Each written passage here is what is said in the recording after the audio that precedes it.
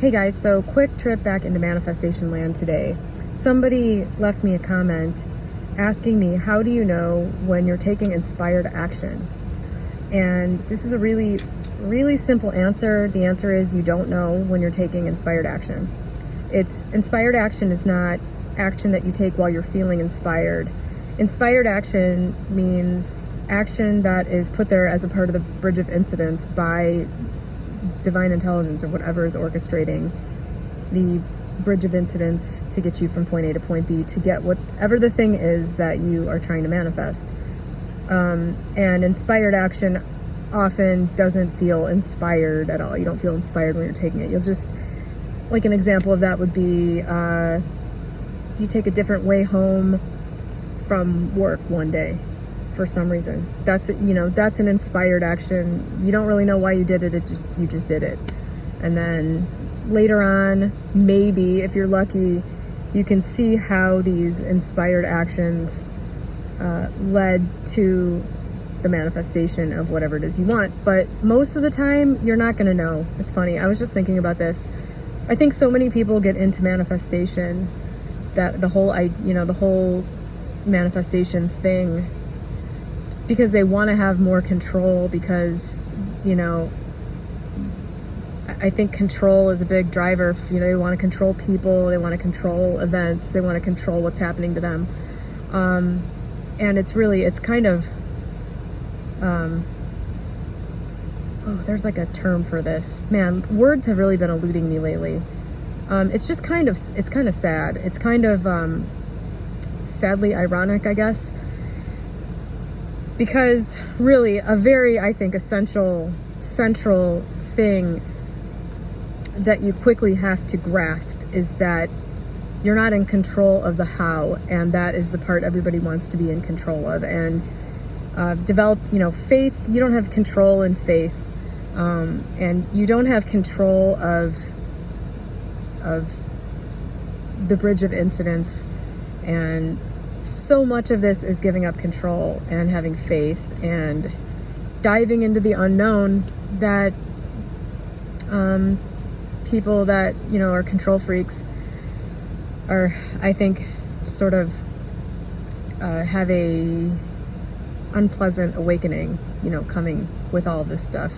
It's the very thing that you think is going to give you more control is actually something that forces you to get comfortable with a lot less control. But so just to illustrate really quickly, if you've watched my channel, you probably already know this story, but I have a good example of some of the pretty commonly discussed manifestation phenomena that went into my fiance and me meeting. And it's the concept of letting go. People often say you get what you're trying to get as soon as you let go of it. And I've personally experienced this sort of in a different way recently, of course, if you've been watching my channel. Letting go of all of my ideas of how something needed to be has been life-changing. So the story goes, my fiance, when he first saw me, that it wasn't love at first sight. It wasn't anything like that. He just had a very strange, unprecedented for him sense of knowing that we were going to be together. He just saw me and he just said, that's her, we're going to be together. And, I believe him when he says this wasn't like love at first sight. It wasn't what you were saying. It was just like a premonition in a way. It was like a warning. But because it was so weird, he couldn't resist trying to connect with me. And so he tried for a long time. He would leave comments on stuff that I posted on Reddit. And then when COVID happened, he reached out to me personally. I remember being kind of excited when the first time he messaged me, but I was involved with somebody else. I just had liked what I'd seen of Matt before I knew he was Matt. He sent me a message on Reddit right after COVID started, just saying, hey, how's it going? Is everything weird there? Do you have what you need? It was really nice. And I was kind of flattered because I think I just thought he sort of thought I was a basket case or something from the comments that he left in a very kind way. I also thought he was a lot older. So it was just kind of a missed connection for the first 6 months. He kept feeling that way, like we were going to be together, and it was, irritating him. He said, he tried to drop it, but he couldn't.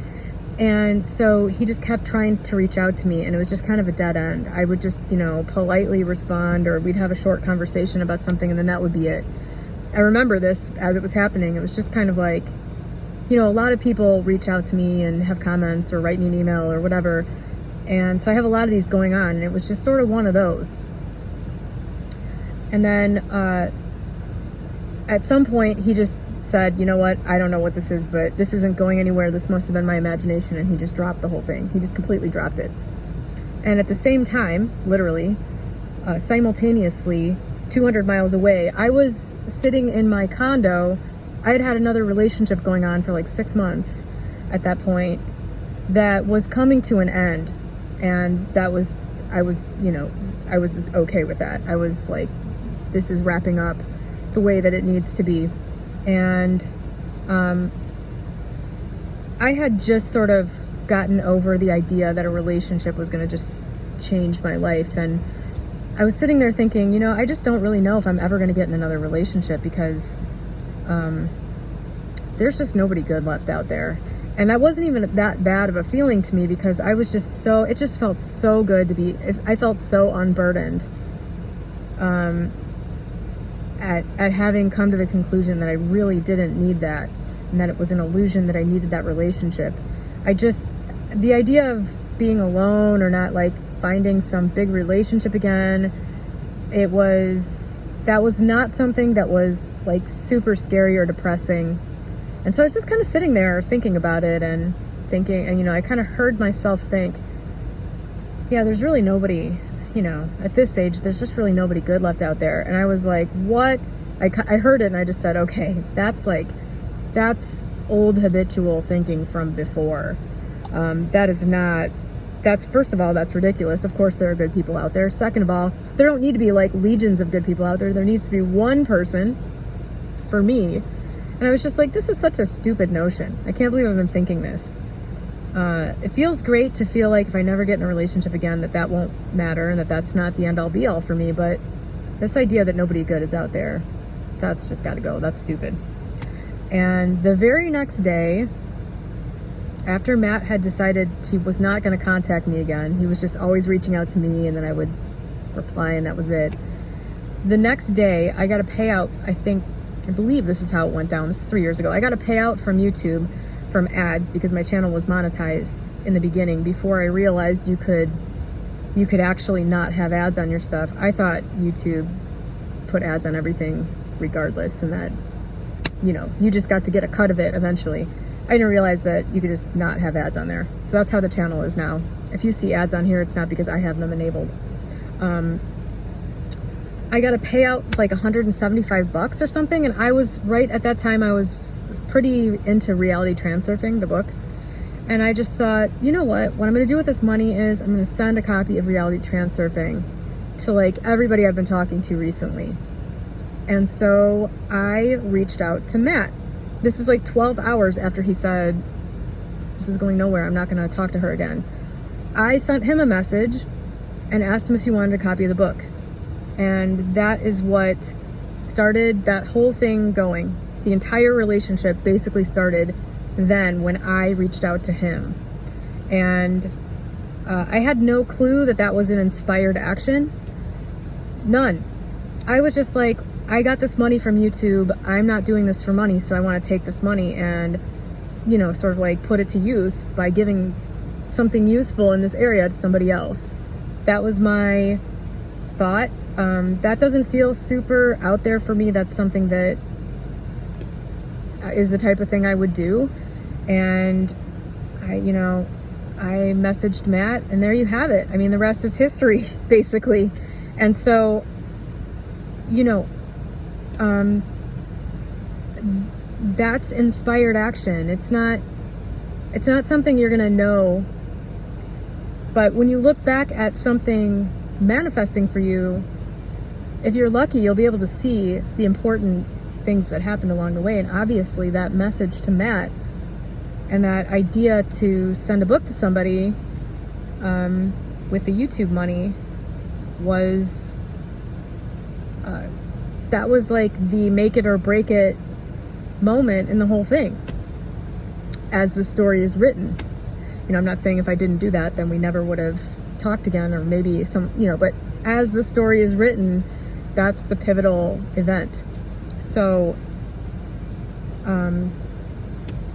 that's an example of inspired action, and an example of dropping it and moving on, and then you get what you want, you know, on his end. He just had to drop it. He was trying to make it happen, and as soon as he stopped, and it's like an energetic shift. You know, you can't fake it. That's the thing. I don't think Matt could just say, before that point, he got legitimately sick of trying to make something happen, not getting what he, you know, the result he was trying to get. And he legitimately said, okay, I just don't think, you know, I'm barking up the wrong tree here. And it was dropped. And right away, within a day, there it was, this thing that he had the premonition about.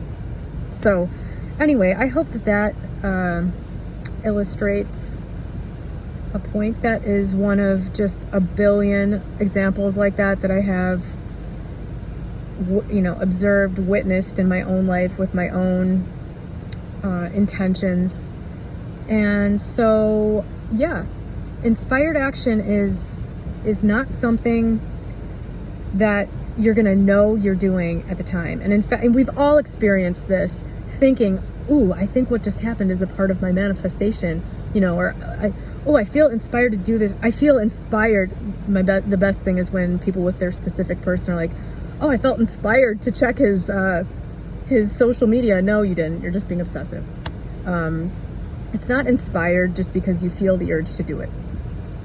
Learning the difference between compulsions to do things and like other things, that's kind of important. Most of the things you feel compelled to do, if you would think it was something you shouldn't do 2 weeks ago, it's not inspired action just because you feel compelled to do it after making an intention or having, you know, planting the seed for a manifestation. You're not going to know what action was sort of put into your head by divine intelligence until after the whole thing has been written. And even then, you're probably not going to be able to know. And I know that is going to sit uneasy with the control freaks of the world, of which I'm a recovering example. At least when it comes to things like wanting to understand, wanting to know, that's a big thing for me. Controlling other people has never been a big thing for me. And yeah. Anyway, hope that helps somebody. Have a great day.